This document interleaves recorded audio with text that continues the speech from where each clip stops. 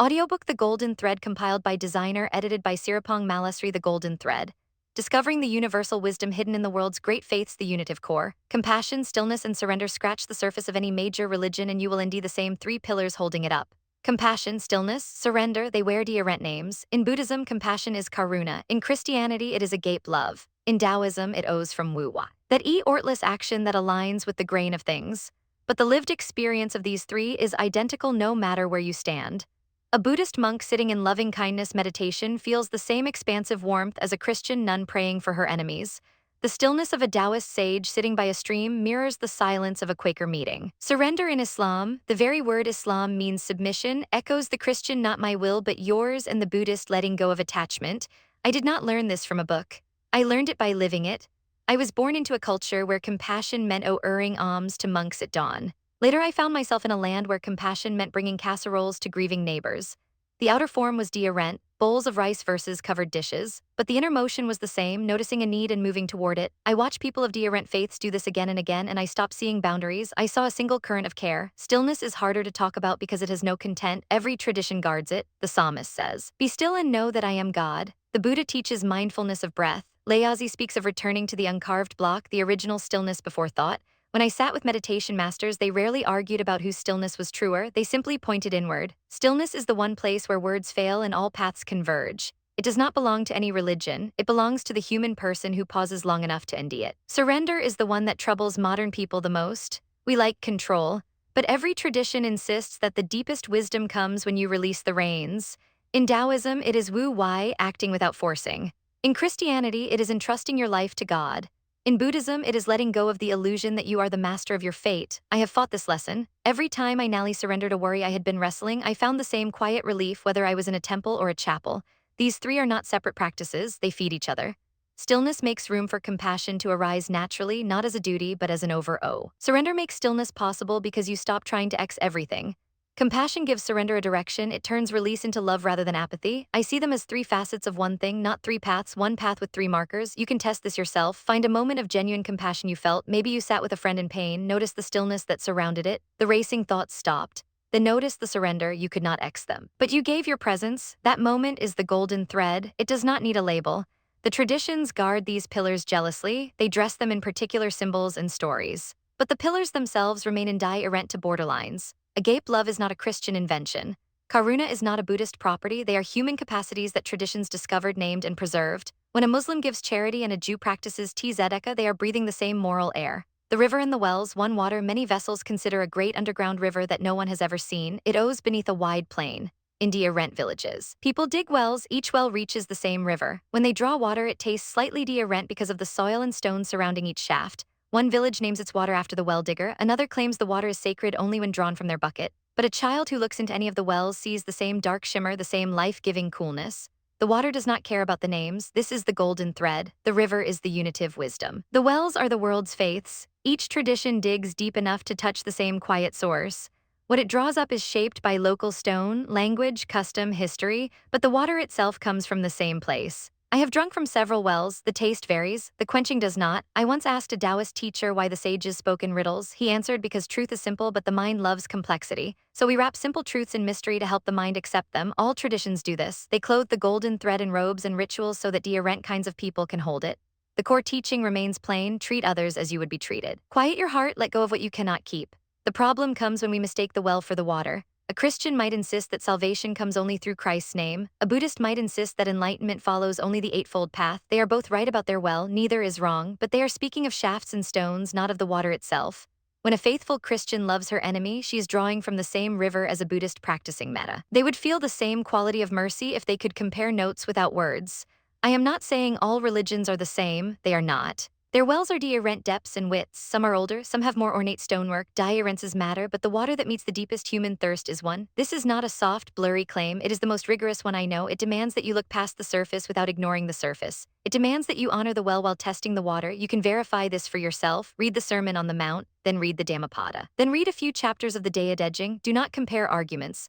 Compare what they ask of your heart. You will indeed a common demand to empty yourself, to love without grasping, to act without clinging to outcomes. The phrasing is dearent, the demand is identical. The river image also explains why no one tradition exhausts the truth. A well is not a river, it is an access point. Some people stay at one well their whole lives and draw deeply. That is enough. Others travel to many wells and taste the water's variations.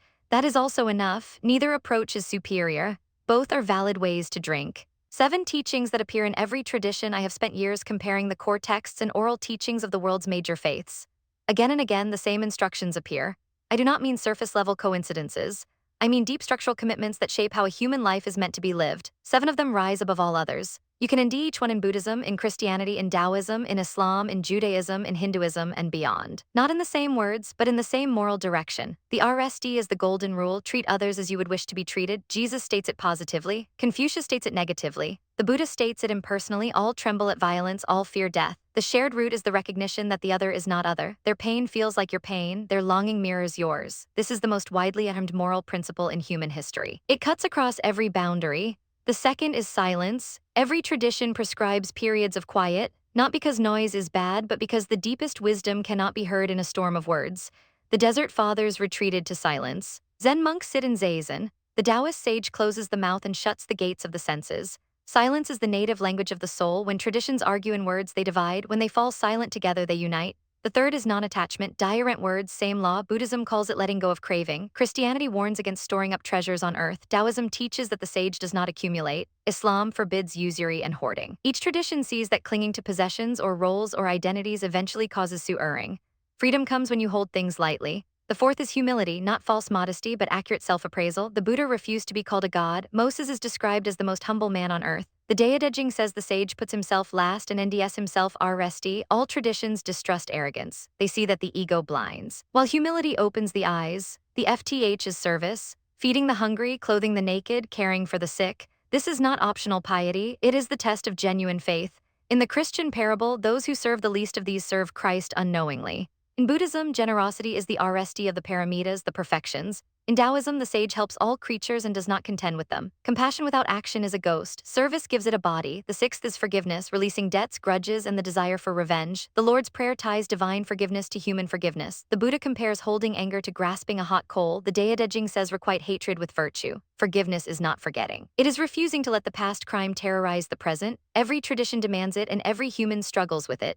The seventh is mindfulness of the present. Do not dwell on the past or worry about the future. Jesus says, do not worry about tomorrow. The Buddha trains the mind to attend to the present breath. Taoism speaks of owing with the current moment. All see that the only reality is now. The past is a memory, the future is a guess. The present is where life actually happens. These 7 teachings are not unique to any one path. They are the golden thread itself, woven into 7 strands. Why this principle solves the division problem? People ask me if this golden thread idea is just nice-sounding philosophy that changes nothing.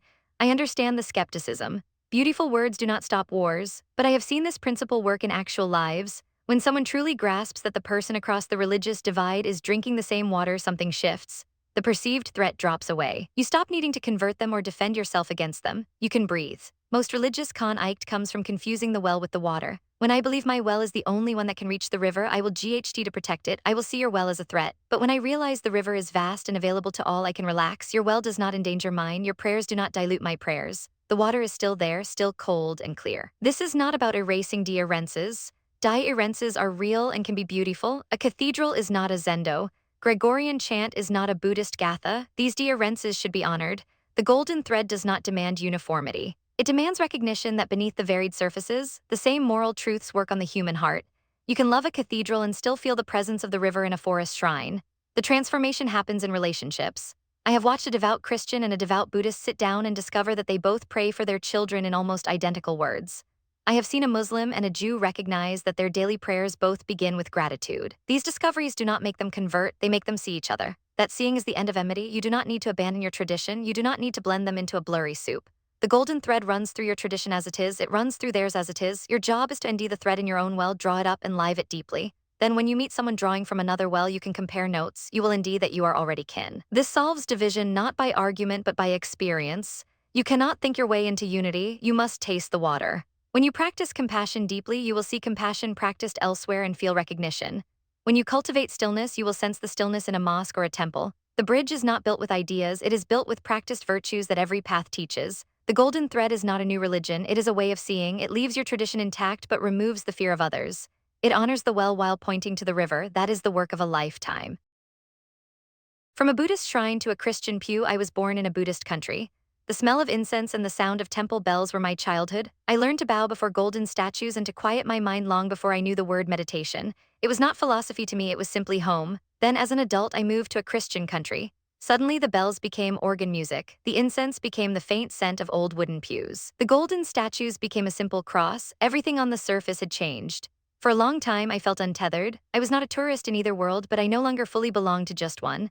I would sit in a church service and feel a quiet ache, a pull back toward the chants of my youth. Then I would return to a Buddhist shrine and feel a deer-rent kind of distance, a new awareness of how much I had absorbed from the West. It was as if I had become a bridge with no land on either side. I did not know it then, but this was the beginning of the most important discovery of my life.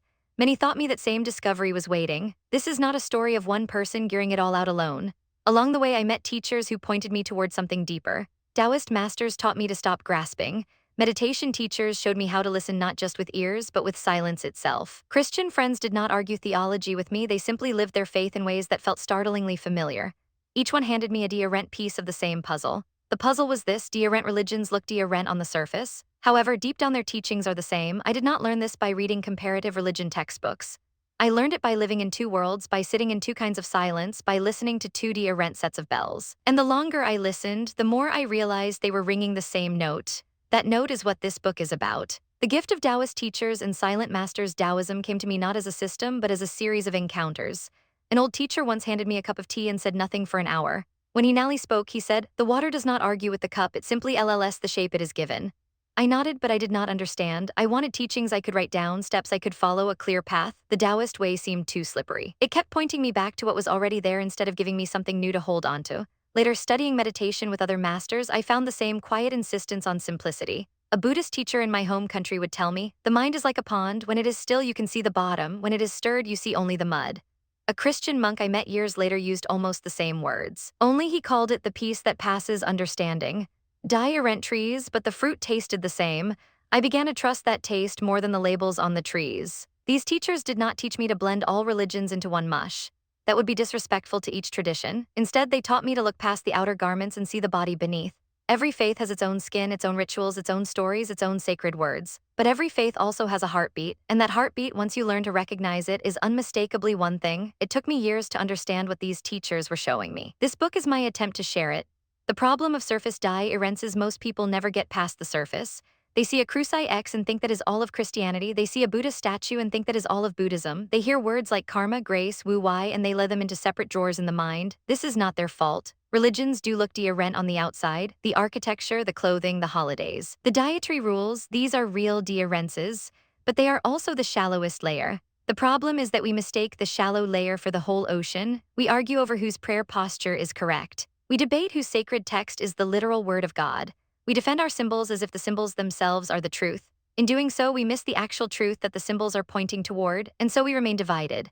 Worse, we remain spiritually lonely, convinced that if our own tradition does not fully satisfy us, there must be something wrong with us rather than something limited in how we are seeing. I have met Christians who secretly longed for the stillness they sensed in Buddhist practice. I have met Buddhists who were drawn to the earth's love they witnessed in Christian service. In almost every case, they felt guilty about this. They thought they were being unfaithful. They did not realize they were simply hearing the same song in a deer-rent key. The surface deer-rents had tricked them into thinking the traditions were opposites when in fact they were harmonies. The promise of this book will not ask you to abandon your faith. It will not try to convince you that all religions are identical or that one is secretly better than the others.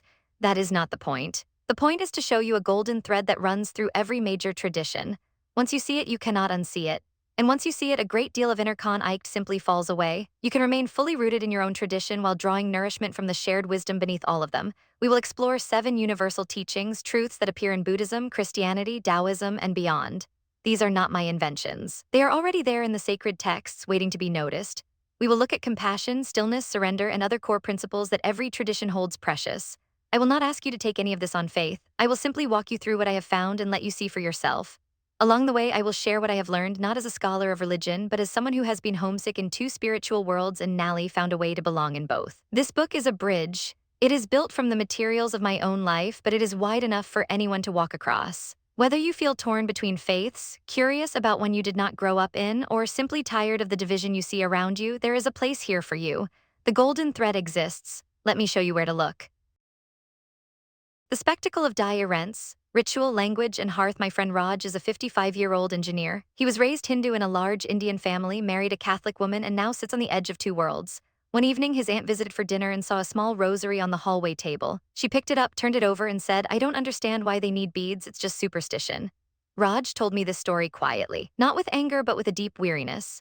His aunt is a kind woman who prays daily, gives to the poor, and recites the Gita. Yet in that moment, a few polished beads and a crucifix X were enough to build a wall. This happens everywhere. A Christian sees a Buddhist bowing before a statue and thinks idolatry. A Muslim hears the Hindu chanting Om and hears empty noise. A Jew watches a Taoist burn paper earrings and sees only smoke. We look at the outer forms, the rituals, the languages, the sacred objects, and we stop looking. The surface becomes the whole story. We never get to the inside. Rituals are powerful because they are physical. You can see them, touch them, smell them. Incense in a Zen temple burns differently than the frankincense swung from a censer in a cathedral, but both rise upward. The Muslim touches his forehead to the ground, the Buddhist nun bows low in prostration. The shapes the direction of the heart does not. The problem is that we mistake the shape for the meaning. We argue about which posture God prefers. Language makes it harder. In Sanskrit, the word for loving kindness is maitri. In Greek, it's agape. In Arabic, it's Rama. One word, three sounds, and suddenly we think we're talking about three separate things. Scholars write whole books comparing Christian charity to Buddhist compassion as if they are rival theories. But a mother holding her sick child in a hut in Nepal feels the same thing a mother feels in a hospital in Houston. The words are just containers. The content is the same. Sacred architecture tells the same story. A soaring Gothic spire and a curved Shinto torii gate look nothing alike. One points like a njur to heaven, the other marks a threshold into the sacred. Yet both say, pause here. Something bigger than your daily routine is present. Rent cultures build rent doors, but they all lead to the same room. The tragedy is that we spend so much time admiring our own door that we never walk through anyone else's. I grew up surrounded by Buddhist shrines. Later, I spent years in a country where churches stood on every corner. At RSD, the two worlds felt like oil and water. The Buddha sat with eyes half closed. Jesus hung on a cross with eyes turned upward. The furniture was rent, but as I kept sitting in both rooms, something shifted. I started to notice that the silence inside was identical, the same hush. The same interior pause. The outer spectacle was not lying, but it was not the whole truth either. This spectacle of rents is not a mistake. It's a natural expression of human culture. Every people group dresses their deepest intuitions in local clothing. The danger comes when we think the clothing is the body, when we defend the robe and miss the person wearing it. Once you see this, you can't unsee it. And you start to wonder what else is hidden behind all these rent doors. The psychology of us vs. them. Human beings are pattern makers. From the moment we are born, we sort the world into categories: safe, dangerous, familiar, strange. This is a survival skill. A child learns quickly that a smiling face means comfort and a loud noise means threat. But this sorting mechanism does not stop at faces and sounds. It extends to beliefs, symbol, and entire worldviews. My group feels safe. Their group feels uncertain, and uncertainty makes us cling harder to what we know. Religious identity intensity ease this clinging. Your faith is not just a set of ideas, it's tied to your family, your childhood, your sense of belonging. When someone questions a ritual you grew up with, it feels like they are questioning your grandmother who taught it to you, so you defend the outer form as if it were the inner truth. You draw a circle around your practice and call everyone else an outsider. The circle feels warm inside, but the walls are thick. I once met a woman named Miriam who left her synagogue after 20 years because the new rabbi started quoting Buddhist texts. She wasn't angry about the content. She was unsettled by the feeling of foreign words in a familiar room. It didn't feel like home anymore, she said. She couldn't explain why, because the teachings themselves were nearly identical to what her own tradition said about compassion. The problem was the package, not the gift inside. This is how the mind works. We attach to the vessel, not the water. A Tibetan singing bowl and a church organ make rent vibrations, but both call us to stop and listen. Yet many people will GHT harder for the organ than for the silence it produces.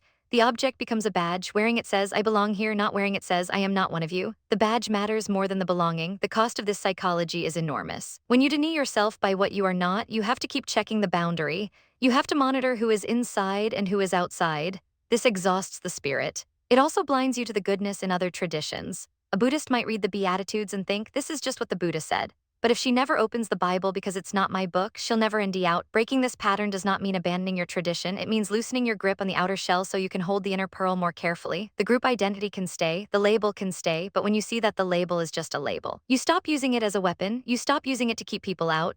You start using it as a doorway, one of many that lead to the same quiet room. When rents become walls, not windows. A few years ago, I sat in a discussion group where a Christian pastor and a Buddhist monk were asked to talk about prayer. The pastor described kneeling by his bed and speaking to a personal God. The monk described sitting in stillness and letting go of self. For the RSD 10 minutes, the audience was tense. People shifted in their chairs. Someone whispered, they're talking about completely different things.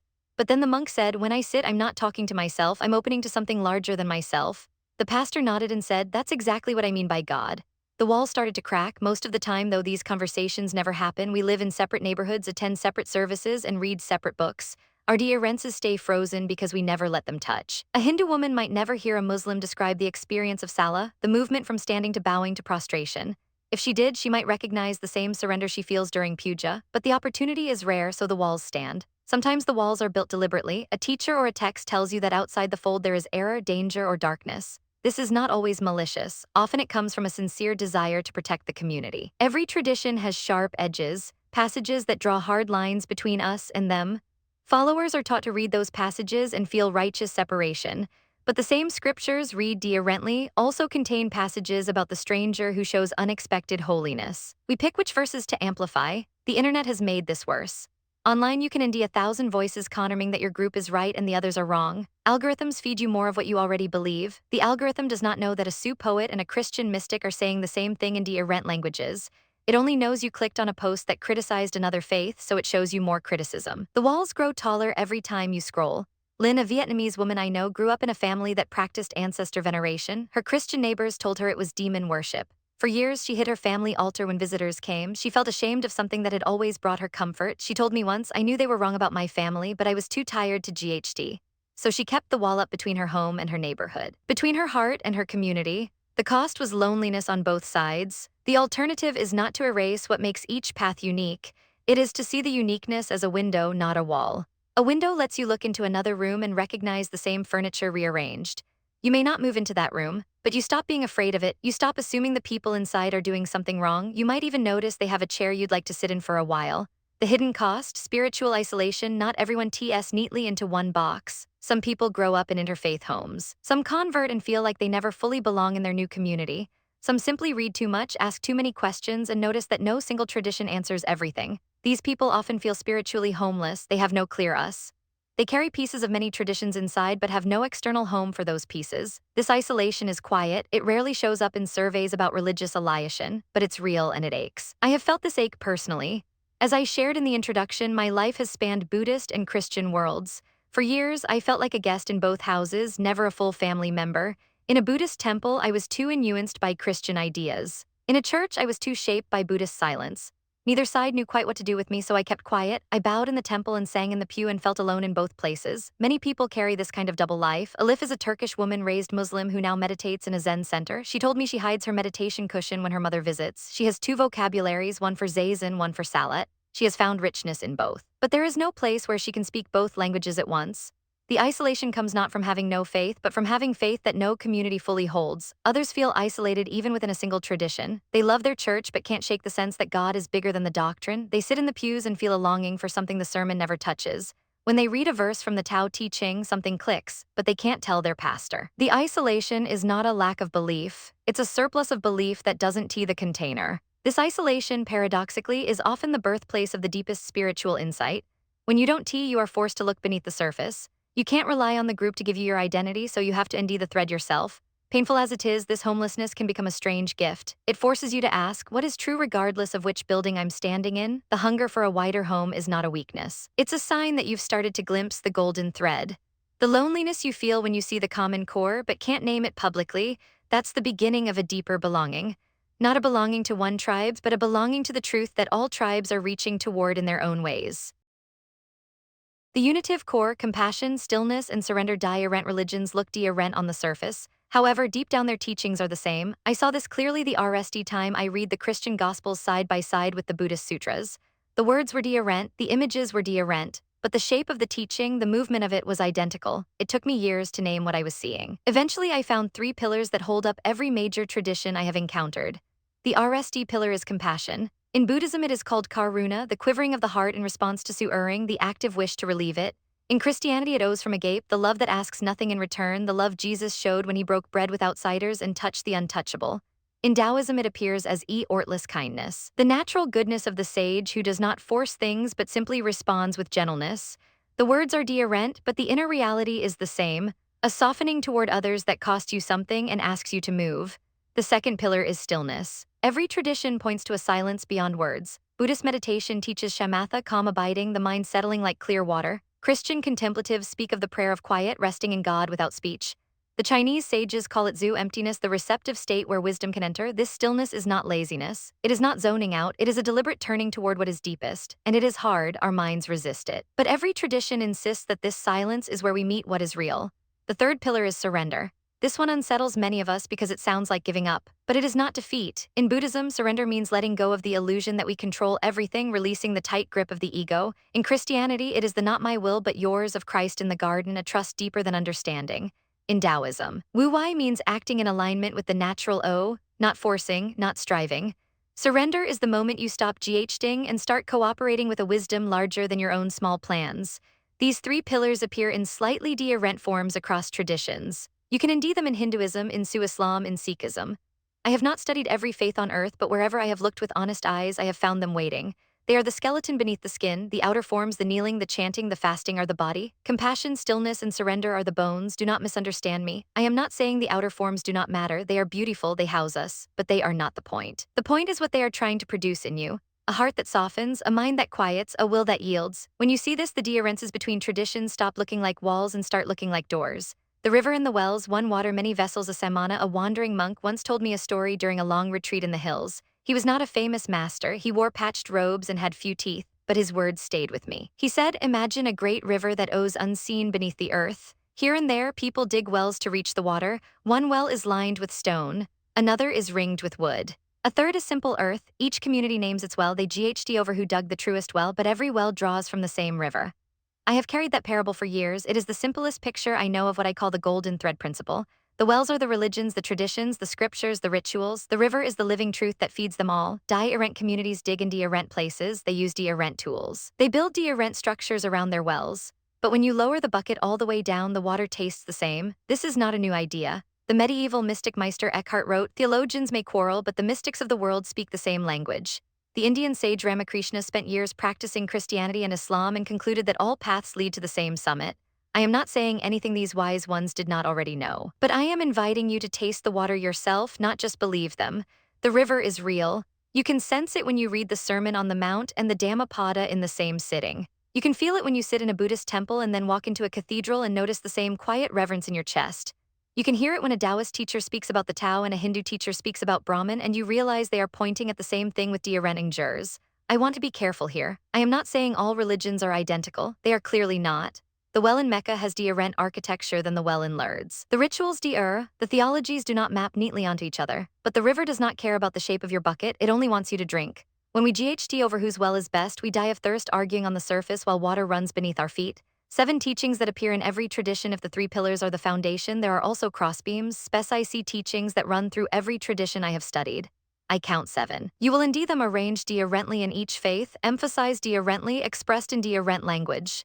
But they are there. Once you start looking, you cannot stop seeing them. The RSD is the golden rule. Do unto others as you would have them do unto you in the Christian Bible. Hurt not others in ways that you yourself would indeed hurtful in the Buddhist Yudhanavarga. Regard your neighbor's gain as your own gain and your neighbor's loss as your own loss in Taoist scripture. This is not complicated. It is the simplest moral compass humans have ever devised. And yet it appears in every tradition as if some deep memory insists on it. The second is silence, not just external quiet but inner stillness. The psalmist says, be still and know that I am God. The Buddha teaches right concentration, the settling of the mind. Laozi says, to the mind that is still, the whole universe surrenders. Every tradition recognizes that the loud surface is not where truth lives. You have to go deeper. The third is non-attachment. Christ tells the rich young ruler to sell everything and follow him. The Buddha teaches that clinging is the root of su-erring. The Taoist sage lets go of outcomes and rests in the unfolding moment. This teaching is hard. We love our possessions, our identities, our plans. But the wisdom is consistent across centuries and continents. Hold lightly. The fourth is humility. The prophet Micah says to walk humbly with your God. The Dhammapada praises the one who is not proud. The Tao Te Ching says the sage puts himself last and NDS himself RSD. Humility is not groveling. It is simply seeing yourself accurately, night, fallible, and not the center of the universe. The FTH is service. Jesus washes feet. The Bodhisattva vows to return until all beings are free. The Taoist sage works without seeking credit. Service to others is the outward expression of compassion. It is where the golden thread becomes visible in the world. The sixth is forgiveness. 70 times 7 in the Gospels, letting go of anger in the Buddhist suttas because holding anger is like gripping a hot coal to throw at someone else. The Taoist master overlooks slights and does not nurse grievances. Forgiveness is not condoning harm, it is releasing the poison from your own heart. The seventh is mindfulness or presence. The Buddhist Satipatthana, the Christian practice of the presence of God, the Taoist awareness of the present moment as the only place where life happens. All traditions recognize that most of our su-erring comes from being lost in the past or future. They call us back to this breath, this moment, this now. Why this principle solves the division problem. I have watched people defend their religious identity with a earnestness that has nothing to do with faith and everything to do with fear. They are afraid that if another tradition contains truth, their own must contain less. This is a category mistake. The golden thread principle shows that truth is not a limited resource. It does not get diluted by being found in more than one place. When you see the river beneath all wells, you stop needing your well to be the only one. You can love your tradition deeply, its prayers, its stories, its saints and sages, without insisting that no other tradition can be loved. The more you taste the common water, the more you appreciate the particular vessel that our resti brought it to your lips. This is the paradox. The golden thread does not erase dearrence, it dignities it. This also changes how you relate to people from other faiths. You are no longer threatened by their dearrent words and rituals, instead you become curious. What does their well look like? How do they draw water? What names do they call the river? You stop debating and start listening. You stop trying to win and start trying to drink together. Some will object that this makes light of real theological dearrences. It does not. I am not asking anyone to pretend dearrences do not exist. Sacramental theology, doctrines of the afterlife, views of the person of Christ, these are serious matters. But the golden thread principle asks a dearrent question. It does not ask whether all doctrines are identical, it asks whether beneath the doctrines there is a shared moral and spiritual wisdom that can unite people of goodwill, and the answer is yes. I think of Minji, a Korean graduate student I knew years ago. She had been raised Buddhist but spent years reading Christian theology.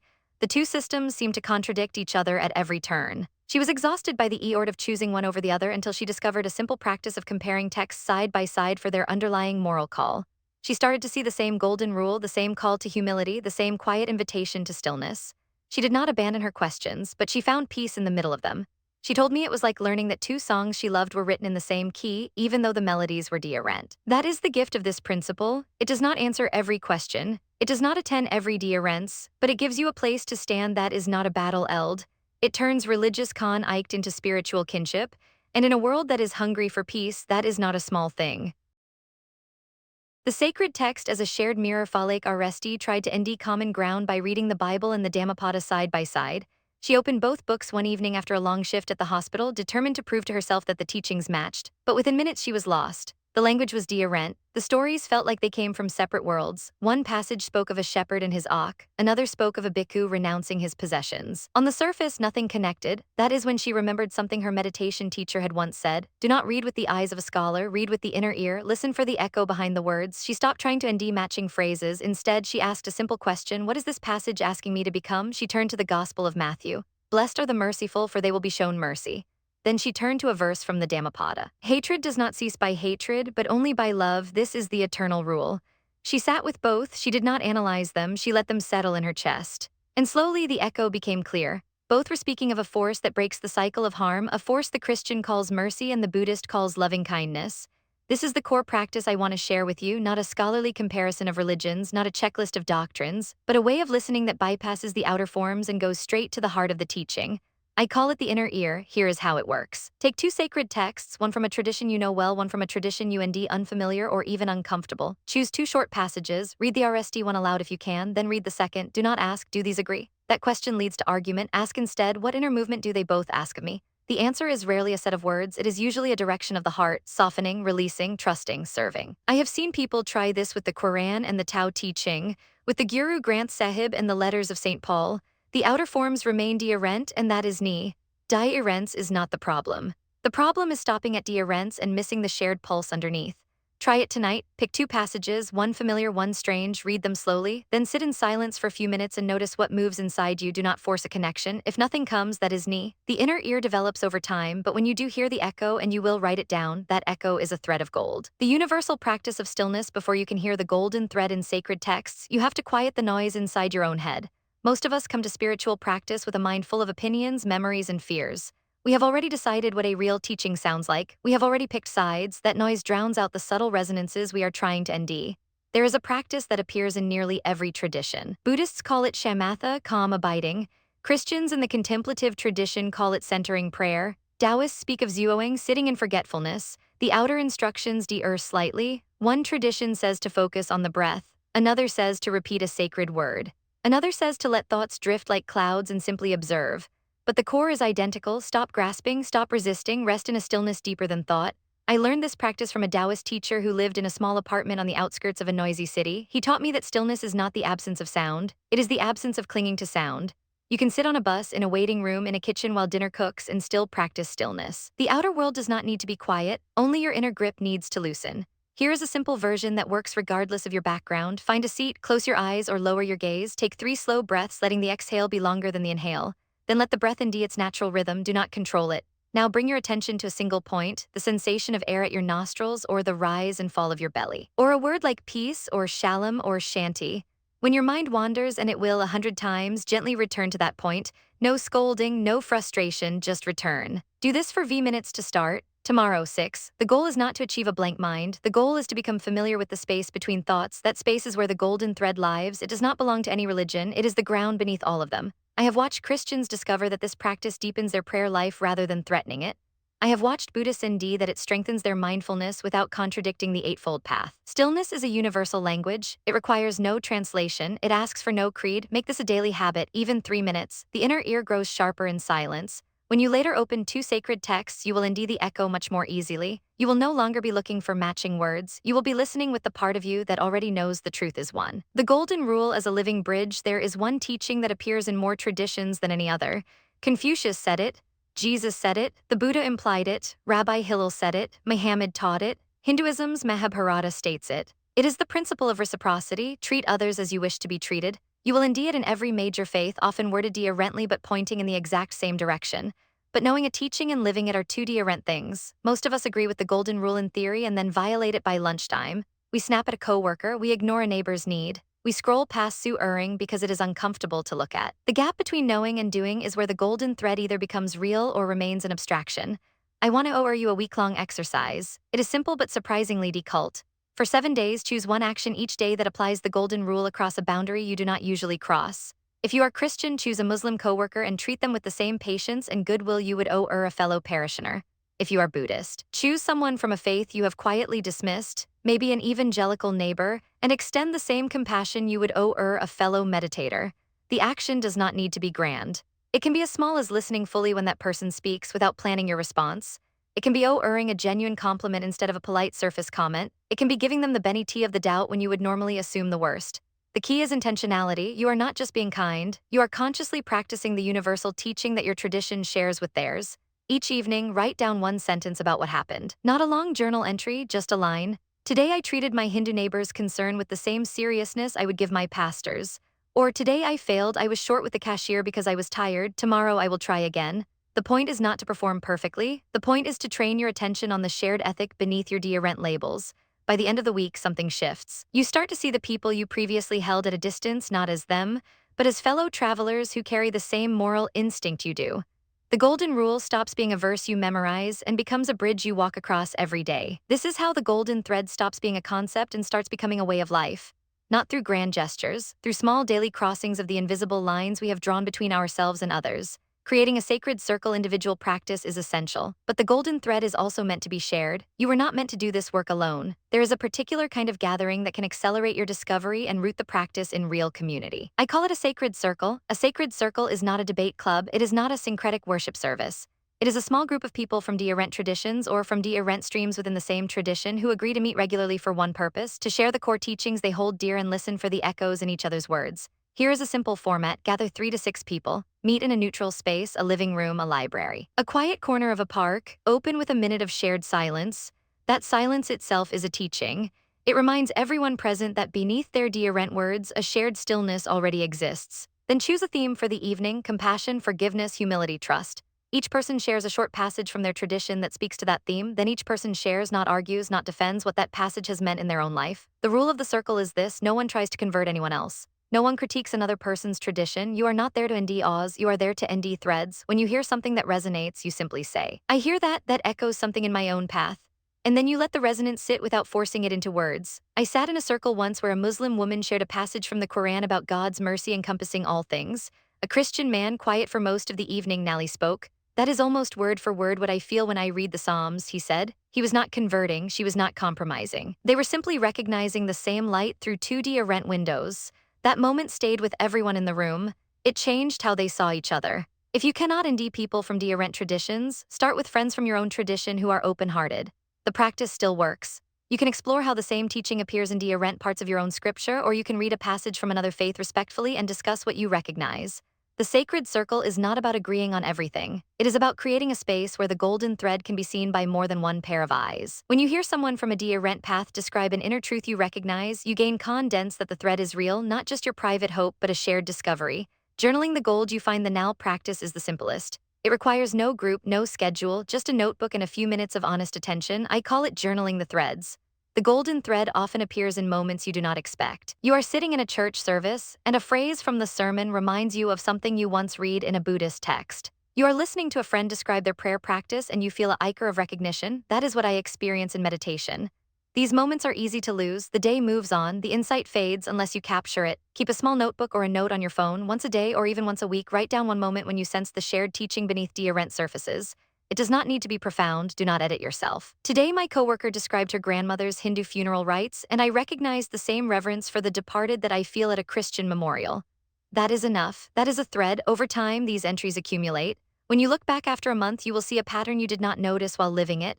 Dozens of moments where the boundary between my faith and their faith grew thin. Dozens of times when you felt the same movement of the heart that mystics from other traditions described centuries ago.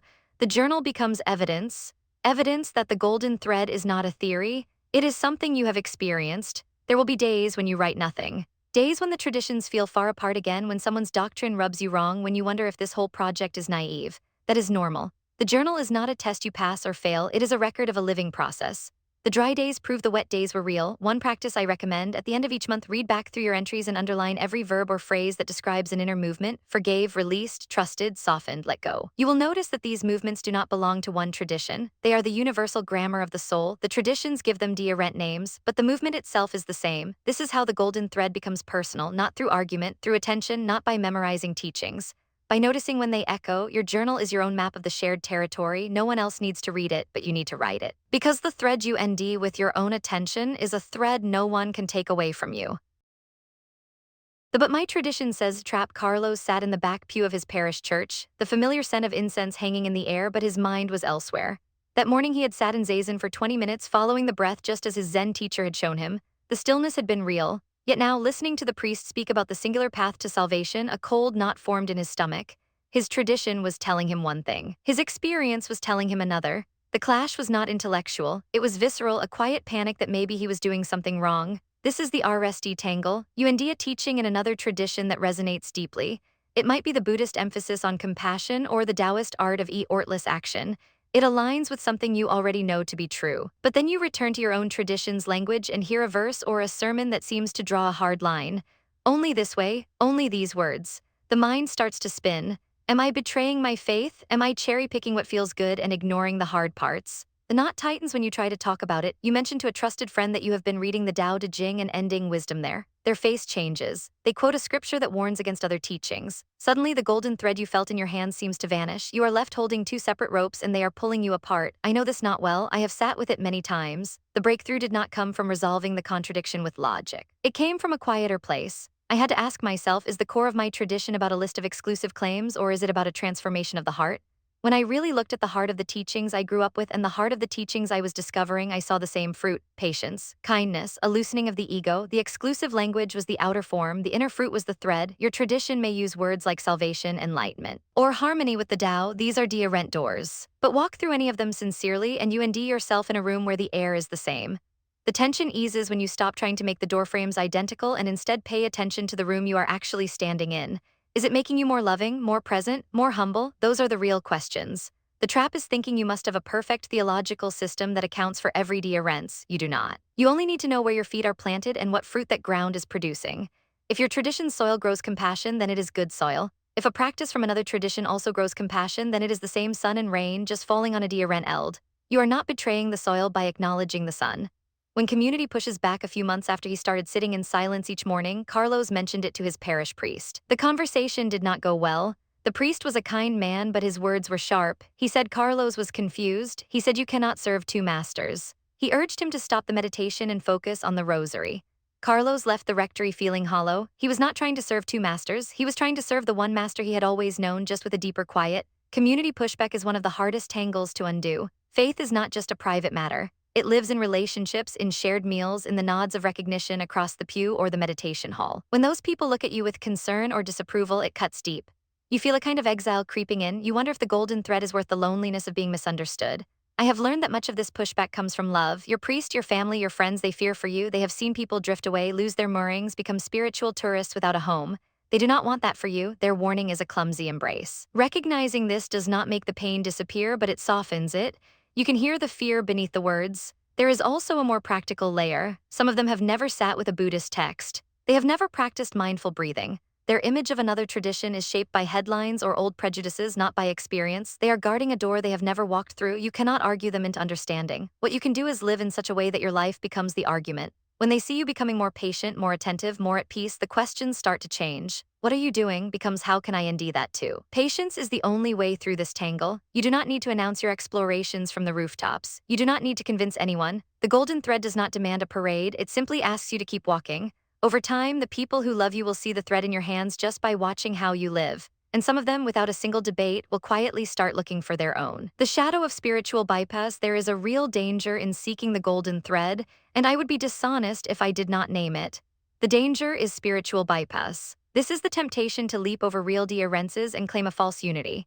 It sounds like this: all religions are basically the same, so the details do not matter. This is not wisdom, it is avoidance dressed in peaceful clothes. The differences between traditions are real. The Buddhist understanding of no self is not identical to the Christian understanding of the soul. The Taoist concept of Wu Wei is not the same as the Christian concept of surrendering to God's will. If you pretend these differences do not exist, you are not honoring either tradition. You are attending them into a vague, comfortable mush that asks nothing of you. I have watched people use the idea of universal wisdom to avoid the hard work of their own tradition. They oat from one practice to another, never committing, never letting any teaching cut deep. They collect techniques like souvenirs. This is not weaving the thread. This is eating from the tangle by pretending it is not there. The golden thread is not an excuse to bypass deculty. It is a way to hold deculty with a larger heart. Real unity does not erase distinction. It honors it. A cathedral and a Zen garden are not the same thing. But the silence that LLS both spaces is real. The humility that bows before mystery is real. You do not need to pretend the forms are identical to feel the common pulse beneath them. In fact, the differences are what make the common pulse so astonishing. The same light, refracted through entirely different prisms, creates a beauty that a single color could never achieve. So when you feel the pull to say it is all the same, pause, let the differences be what they are, study them, respect them, and then beneath them indeed the thread. This is not bypassing, this is going deeper through the particular into the universal without ever dishonoring the particular. The thread is not a shortcut, it is a deeper path that requires more attention, not less. What if I feel nothing? There are seasons when the thread disappears. You sit down to pray or meditate and feel only the weight of your own body. You read a sacred text from another tradition and the words lie out on the page. The longing for connection is there, but the connection itself is not. You start to wonder if the golden thread was just a nice idea, a trick of the hopeful mind. This dryness is not failure. It is a phase that every serious seeker passes through in every tradition. The Christian mystics called it the dark night of the soul. Buddhist teachers speak of the plateau where meditation becomes a chore. Taoist sages talk of the valley where the way seems lost. You are not the RSD to walk through this fog, and you will not be the last.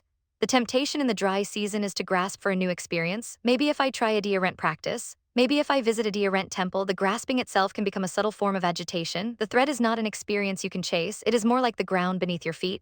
When the fog rolls in, you do not need to run looking for new ground. You need to stand still and remember that the ground is still there, even when you cannot see it. I have found that these empty seasons often precede a deepening. It is as if the old, familiar sense of the sacred needs to dissolve so that a more subtle, more mature sense can emerge. The feelings of comfort and inspiration fade, and what is left is something quieter, a bare trust, a willingness to keep showing up without any guarantee of a reward. That bare trust, that dogged showing up, is itself the thread. It is not ashy, it is not blissful, but it is real when you feel nothing. Do the small things anyway. Light the candle, bow the head, sit in the silence for 3 minutes, do not measure the result. The thread is not in the feeling, the thread is in the doing, and one morning without fanfare you will notice that the fog has thinned just enough to see the next step. That is enough, that is always enough. Revisiting my own tangles, I have written about the golden thread as if I have always held it clearly. I have not. There were years when the thread seemed like a cruel joke. I would sit in a Christian service and feel the old Buddhist chants rising in my memory, and the two would not meet. They clashed like cymbals in my chest. I would leave the church and walk to a quiet park, and in that park I would try to meditate, but my mind would just replay the hymns and the sermons, tangled together. One memory stands out. I was at a retreat led by a Christian contemplative. The teacher spoke about the practice of centering prayer, a wordless resting in God. As he described it, I realized with a jolt that the method was nearly identical to the Buddhist meditation I had learned as a young man. The outer words were rent God instead of emptiness, surrender instead of letting go, but the inner movement was the same. I felt a rush of excitement, and then immediately a wave of guilt. Was I reducing my new tradition to the old one? Was I missing something essential by seeing only the similarity? That guilt stayed with me for a long time. I carried it like a stone in my pocket. It was only when I spoke to an older Taoist teacher that the stone began to loosen. He listened to my tangled confession and then laughed not unkindly. He said, "The river does not feel guilty for owing into the ocean. It does not apologize for being water." His words did not solve the tangle, but they reframed it. Maybe the guilt was not a sign of error. Maybe it was a sign of loyalty, misplaced but well-intentioned. I still have tangles. I do not expect them to vanish. Some mornings I wake up and feel more Buddhist than Christian. Some evenings I sit in a church and feel the presence of Christ so vividly that the Buddhist categories fall away.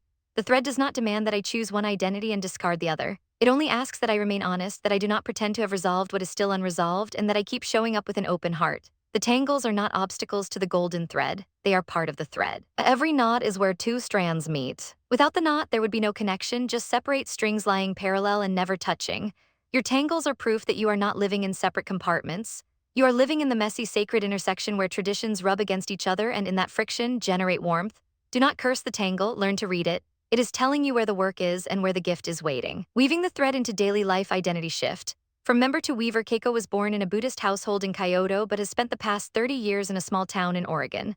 Her son married a woman from a Catholic family, and now Keiko NDS herself baking cookies for a church bake sale one weekend and lighting incense at the temple the next. For a long time, this felt like a divided life. She told me once that she worried she was being disloyal to her upbringing every time she folded her hands in a Christian pew. But last winter, something shifted. Keiko stopped seeing herself as a Buddhist who had to deal with Christian family members and started seeing herself as a person who carries a deep stillness wherever she goes. A stillness that Buddhism taught her, but that also shows up in the hymns her grandchildren sing. What Keiko experienced is an identity shift that happens when you stop asking which tradition do I belong to, and start asking what wisdom do I carry. This is not about abandoning your roots. Your specific tradition, the prayers, the festivals, the scriptures, is the skin you live in. That skin is real and precious. But underneath it, you are also a weaver. You are someone who can see the thread that runs through many skins, and you can handle that thread with respect.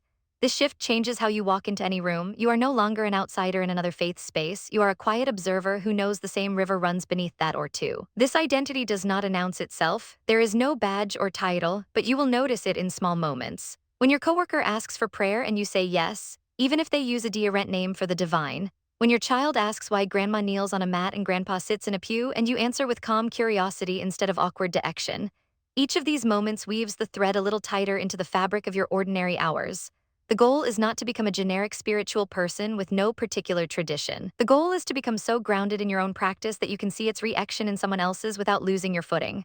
This takes time. You will still feel the old pull of exclusive identity. Someone will say something that dismisses your tradition and you will want to defend it, or someone will praise their own path as the only true one and you will feel your chest tighten. These reactions are not failures. They are signs that the old identity still has a voice. Let that voice speak, but do not let it steer. Over months and years, the weaver identity grows stronger and the defensive identity grows quieter. Eventually, you realize you can stand beside anyone of any faith and feel neither superior nor inferior, only connected. The golden thread at home. The home is where our most stubborn habits live. It is one thing to appreciate the golden thread in a meditation hall or during a quiet reaction. It is another thing entirely to keep hold of it when your spouse is frustrated about holiday logistics or your teenager rolls their eyes at another ritual. Yet home is also the most fertile ground for weaving the thread into daily life. Every relationship under your roof is a chance to practice what the traditions agree on: patience, kindness, and letting go of the need to be right. Consider how you handle deorences with a partner. Say you follow Buddhist mindfulness practices and your spouse is a practicing Christian who NDS comfort in nightly prayer. For years, you might have coexisted politely, each doing your own thing in separate corners of the house. That is not weaving.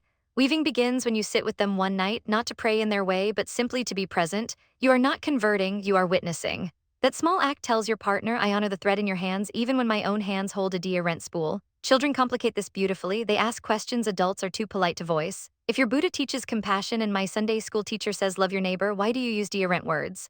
A weaver does not squash this curiosity with a tidy answer. A weaver says, "Let us look together, let us indeed where the words touch." Some of the richest conversations I have witnessed happened at dinner tables where a child pointed out that the parable of the Good Samaritan sounds a lot like a Jataka tale about a monkey helping a trapped man.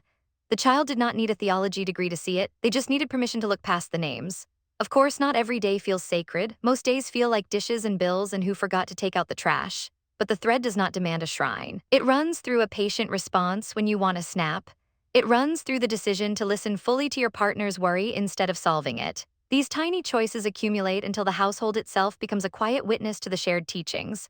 No one needs to announce it. The atmosphere just shifts. Guests notice something different even if they cannot name it. Holy days, sacred threads. Keiko's dilemma comes into sharpest focus during holidays. December brings Christmas with the grandchildren, complete with a tree and carols. May brings Vesak, the celebration of the Buddha's birth, when she would normally visit the temple. For years, she treated these as separate worlds, compartmentalized containers that must not spill into each other, but she began to notice something. The carols spoke of peace on earth and goodwill to all. The temple chants spoke of loving kindness and the end of su'ering. The words were different. The ache they addressed was the same. Every tradition has festivals that mark the great human moments: birth, renewal, sacristy, gratitude. Remembrance, the golden thread does not erase these festivals, it deepens them. When you realize that the Christian longing for a savior and the Buddhist aspiration for awakening both address the sense that life is fractured and can be made whole, then a Christmas candle and a Vesak lamp are no longer rivals. They are two voices singing harmony. You can light both without betraying either. Practically, this requires some creativity. You might create a small family ritual that borrows from multiple traditions. A moment of silence for ancestors. A reading of a sacred text from your tradition, a hymn from your partners, a shared meal with intentional gratitude. The goal is not to make a mashup that pleases everyone equally. The goal is to let each tradition's thread be visible and honored in its own way. Some family members will resist this. They want the pure form, the one they grew up with. Respect that, do not force. But for those who are open, a hybrid holiday can become the most meaningful celebration of the year, not because it waters anything down, but because it widens the circle. I remember a December evening when Keiko invited her daughter-in-law to sit with her before the family arrived. Keiko had set up a small altar with a statue of the Buddha and a single white candle. Her daughter-in-law quietly added a small cross beside it. Neither said a word about theology. They just sat together for minutes in silence. Later, Keiko told me that was the moment she stopped feeling like a guest in her son's home. She felt like a grandmother whose stillness could hold an entire family, no matter what they believed. That is what holy days can become when you weave the thread into them, not performances of piety, but quiet anchors of unity. Being a quiet ambassador, once you begin to live the golden thread, people will notice. Not everyone will like it. Some will feel threatened, as if your openness is a hidden criticism of their certainty. Others will be drawn to you and will ask questions you are not sure how to answer. Neither response requires you to become a preacher. In fact, the most powerful ambassadors for the golden thread are the quiet ones, the people who simply live the unity instead of arguing for it. I learned this from a Taoist teacher who never tried to convince anyone of anything. He lived in a small apartment with a few books and a worn cushion. Christians, Buddhists, and the simply curious would visit him and he would he never compared traditions. He would simply listen to what the visitor valued most and then say, "Ah, we have something like that too, let me show you." He was not claiming superiority, he was building a small bridge in the space of a conversation. People left his apartment feeling enlarged, not corrected. A quiet ambassador does not need to bring up the golden thread at every gathering.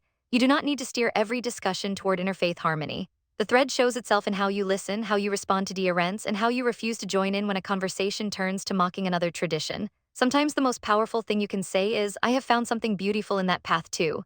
These words land like a stone dropping into still water. They ripple long after the conversation ends. There will be moments when you are challenged directly. Someone may say, "So you think all religions are the same?" A quiet ambassador knows the difference between sameness and shared essence. Your answer is not a lecture, it is a gentle distinction. No, they are very different and those differences matter. But I have also found that underneath them, certain truths keep appearing: compassion, stillness, surrender. I try to stay close to those. This is not a debate, it is an invitation. The other person may take it or leave it, either way. You have woven a thread of integrity that does not require the other person's agreement. A lifetime of returning the golden thread is not a destination. You do not arrive at a moment when all differences dissolve and you oat in permanent unity. That is a fantasy. What you do arrive at over and over is a kind of return. You wake up in the morning and you reach for your practice, meditation, prayer, scripture reading, silent sitting. You do not reach for it as the only true way. You reach for it as your way, your well, while remembering that other wells exist. That remembrance is the thread. It does not need to shout, it only needs to be held. There is a phrase from the Christian contemplative tradition that I have come to love: practice the presence. Buddhists might call it mindfulness, Taoists might call it aligning with the O. The words change, but the gesture is the same, a quiet turning of attention toward what is real and good and already here. When you practice this turning day after day, year after year, the thread becomes not a concept but a texture in your life. You feel it when you are alone, you feel it when you are in a crowd, you feel it when you fail to be patient or kind and you return again. This returning is the heart of the weaver's life. You will forget the thread, you will get tangled in arguments, you will cling to your own tradition's superiority when you are scared or hurt. These are not signs that the golden thread is false. They are signs that you are human. The weaver's skill is not in never dropping the thread, but in picking it up again with tenderness. Each return is a new stitch in the fabric of a life lived in good faith, across traditions, across boundaries, across the years. Keiko tells me she now measures her spiritual growth differently. She used to measure it by how many hours she meditated or how many temple visits she made. Now she measures it by how quickly she can recognize the golden thread in an unfamiliar setting. If she walks into a synagogue and feels the same quiet reverence she knows from her own cushion, she considers that a good day. If her grandchild asks about reincarnation and she can answer with curiosity instead of dogma, that is a better day. The measure is not accumulation. The measure is recognition, and recognition is a skill that deepens until your very last breath. Together the beauty of Dia rents when fear falls away. You have walked a path that many never begin. You have looked past the outer forms, listened with the inner ear, and found what others miss. Now the question is, what changes when you truly see the golden thread? The RSD change is that you stop feeling threatened by Dia rents. A cross, a lotus, a yin-yang symbol, these no longer mark territory. They become doorways. You can stand in a cathedral and feel the same stillness you once felt in a meditation hall. You can hear a Buddhist chant and recognize the same surrender you practiced in your own quiet way. The walls fall, not because the walls were wrong, but because you now see them as windows dressed in Dia rent colors. This is not a small shift. For many of us, Dia rents was once a source of anxiety. Would I be accepted here? Is this practice for people like me? Am I betraying my roots? Those questions lose their grip when you realize that every tradition points toward the same human ache. The ache for peace, the ache to be seen, the ache to touch something larger than a single life. When you know that, you can enter any sacred space and feel at home, not because you belong to that label, but because you belong to the ache. Some of you will indeed this liberating, others will indeed it unsettling. If you were raised with strong boundaries around who is in and who is out, then letting those boundaries soften can feel like losing your footing. That is normal. The thread does not erase your particular tradition. It does not ask you to abandon your prayers, your rituals, your community. It simply adds a layer beneath them. You can still love your own well, you just now know it connects to every other well on earth. Take a moment now to consider a tradition that once seemed foreign, even wrong. Maybe it was the faith of a neighbor, maybe it was a religion you only knew through headlines. Picture one of their practices, a gesture, a holiday, a sacred object. Can you undo the ache behind it? Can you sense the golden thread running through that practice too? This is the skill you have been building. Not to convert, not to dilute, but to see. To truly see another human being reaching for the same light you reach for in a language you were not taught. There is a quiet joy in the seeing, a lightness. You no longer carry the weight of defending your path against theirs. You can simply be grateful. Grateful for the Christian who taught you about forgiveness. Grateful for the Buddhist who showed you how to sit in silence. Grateful for the Taoist who reminded you that Ort and ease dance together. They are all your teachers now. No one is outside the circle. This is the beauty I hope stays with you, not a doctrine to memorize, not a checklist of similarities, but a felt sense that the world's faiths are not competing. They are singing the same song in Dia octaves. The bass notes of Islam, the soaring melodies of Hinduism, the steady rhythm of Judaism, all one song. All reaching for the same eternal ear. When you live from this place, you walk Dia through the world. You enter a temple, a church, a mosque, a forest, a quiet room, and you recognize the sacred everywhere. You are no longer a visitor in someone else's faith. You are a pilgrim in your own expanded understanding, and that pilgrim carries a thread that ties everything together. A single thread across all hearts. Let me share one last image with you. I want you to picture a long, golden thread. It stretches across centuries and continents.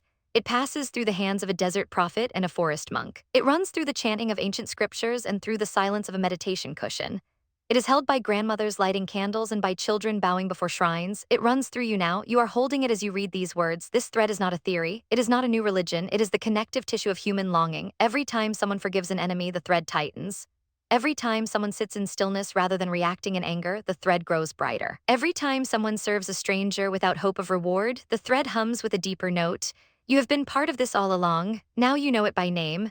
There will be days when the thread feels thin. Days when the world's divisions seem too loud, too entrenched. You will see Khan Iked and wonder if the golden thread is just a comforting story. On those days, I ask you to remember the thread does not depend on recognition. It existed before you found it. It will exist long after this moment. Your awareness of it is a gift, but the thread itself is not fragile.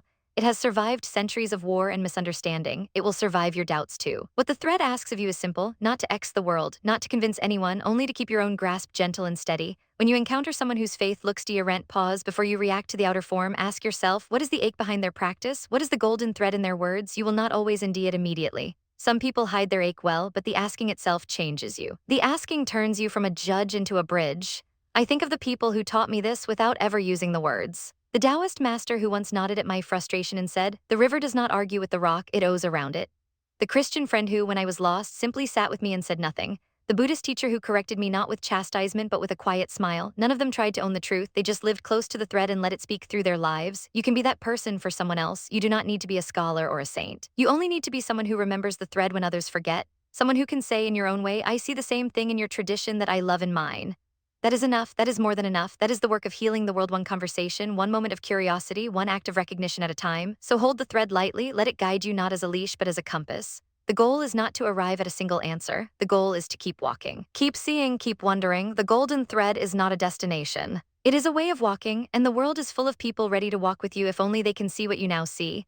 Your next step, listen for the thread where you least expect it. Now I want to you something see. A call to action, but a gentle one. You have read about the golden thread. You may have already practiced some of the exercises from earlier chapters.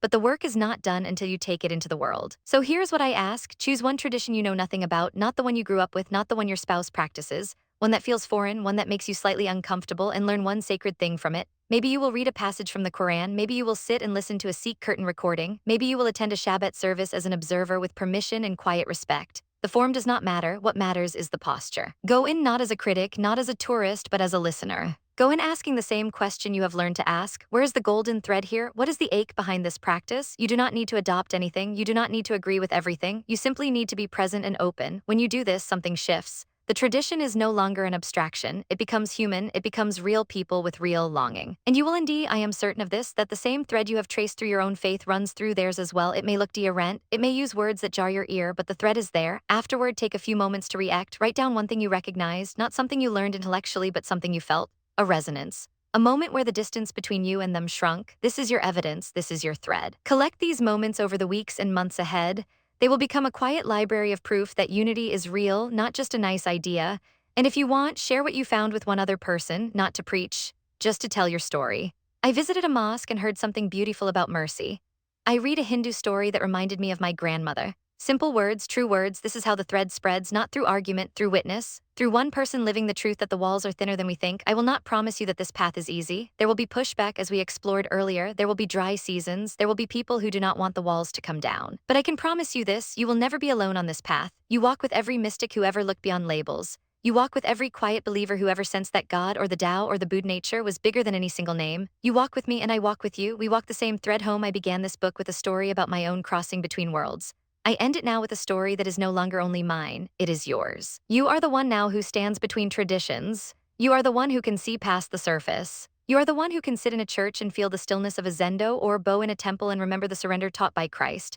This is not a lonely position, it is a holy one. The Dalai Lama once said that his religion is kindness. I think that is close to what I mean by the golden thread. Kindness is not the property of any one faith, it is the common heartbeat. Every tradition at its best teaches us to be kind to ourselves, to strangers, to enemies. To the world, when you practice kindness, you are practicing the essence of every religion without having to choose between them. So be kind to yourself as you walk this path. You will stumble, you will forget the thread sometimes. You will get caught in old habits of judging or fearing dearrence. That does not make you a hypocrite, that makes you human. The thread is not about perfection, it is about returning. Again and again, you return to the truth that all hearts ache. All hands reach, all voices pray, and in that returning, you become more fully alive. There is a saying in Taoism, the journey of 1,000 miles begins with a single step. You have already taken that step, you have already seen what many never see. Now the journey continues, not toward a new religion, but toward a deeper life within whatever tradition you call home, or if you have no home, toward a peace with that too. The thread holds you either way. I want to leave you with a simple image. Imagine a gathering of people from every faith you can name. They stand in a circle. At RSD, they look different. Their clothes, their gestures, their books, but then one of them speaks about mercy, and a Muslim nods, another speaks about stillness, and a Quaker smiles, another speaks about letting go of the ego, and a Buddhist and a Christian mystic both bow their heads. One by one, the differences fade, not erased, just held more lightly. And in the center of the circle, visible only to those who look with the inner eye, is a single golden thread. It ties them all together. It has always been there. It will always be there. And it is strong enough to hold the whole world. Thank you for walking this path with me. Now go and weave the thread into your own life. The world is waiting for people who can see what you see.